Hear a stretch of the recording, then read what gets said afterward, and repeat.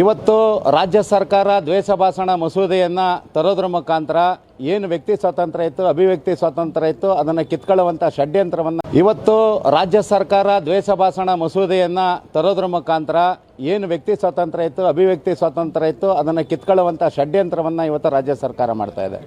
ನಮ್ಮ BNS ಲಾನಲ್ಲಿ, ಭಾರತೀಯ ನ್ಯಾಯ ಸಮಿತಿನಲ್ಲಿ ಸಂವಿಧಾನ ಪರಿಚಯದ 19 ಮತ್ತು ಕಲಂ 1 ಮತ್ತು 2ರಲ್ಲಿ ಸ್ಪಷ್ಟವಾದ ಕಾನೂನುಗಳಿದ್ರೂ ಕೂಡ ಅದನ್ನು ಲೆಕ್ಕಿಸ್ದೇ ವಿಶೇಷವಾದ ಕಾನೂನನ್ನು ಹೋರಾಟ ಹಾಕೋದ್ರ ಮುಖಾಂತರ ಏನು ಅಭಿವ್ಯಕ್ತ ಸ್ವಾತಂತ್ರ್ಯದ ಮೇಲೆ ಒಂದು ಸವಾರಿ ಮಾಡುವಂಥ ಕೆಲಸವನ್ನು ರಾಜ್ಯ ಸರ್ಕಾರ ಮಾಡ್ತದೆ.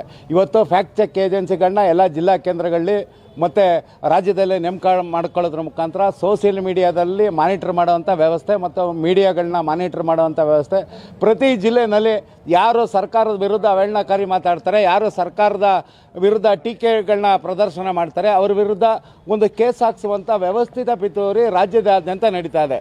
ಈ ಮೂಲಕ ವಿರೋಧ ಪಕ್ಷದವರ ಮತ್ತು ಜನಸಾಮಾನ್ಯರ ಹಕ್ಕು ಏನಿದೆ, ವಾಕ್ ಸ್ವಾತಂತ್ರ್ಯ, ಅದನ್ನು ಕಸಿಯುವಂಥ ಷಡ್ಯಂತ್ರವನ್ನು ರಾಜ್ಯ ಸರ್ಕಾರ ಮಾಡ್ತಾಯಿದೆ. ಇದು ಅಂಬೇಡ್ಕರ್ ನೀಡಿದಂಥ ಸಂವಿಧಾನ ವಿರೋಧಿ ನಡೆ. ಈ ಕೂಡಲೇ ಹಾಗಾಗಿ ಈ ದ್ವೇಷ ಭಾಷಣ ಮಸೂದೆಯನ್ನು ವಾಪಸ್ ಹೊಡಿಬೇಕು, ಈ ಹಿಟ್ಲರ್ ನೀತಿಯನ್ನು ಇಲ್ಲಿಗೆ ಬಿಡಬೇಕು. ಇಲ್ಲದೇನಾದರೆ ಮುಂಬರೋ ದಿನಗಳಲ್ಲಿ ರಾಜ್ಯದಾದ್ಯಂತ ತೀವ್ರತರನಾದ ಹೋರಾಟವನ್ನು ಭಾರತೀಯ ಜನತಾ ಪಾರ್ಟಿ ಮುಖಾಂತರ ನಾವು ಮಾಡಬೇಕಾಗುತ್ತೆ ಅನ್ನೋ ಎಚ್ಚರಿಕೆಯನ್ನು ರಾಜ್ಯ ಸರ್ಕಾರಕ್ಕೆ ಇವತ್ತು ಕೊಡ್ತಾ ಇದ್ದೀವಿ.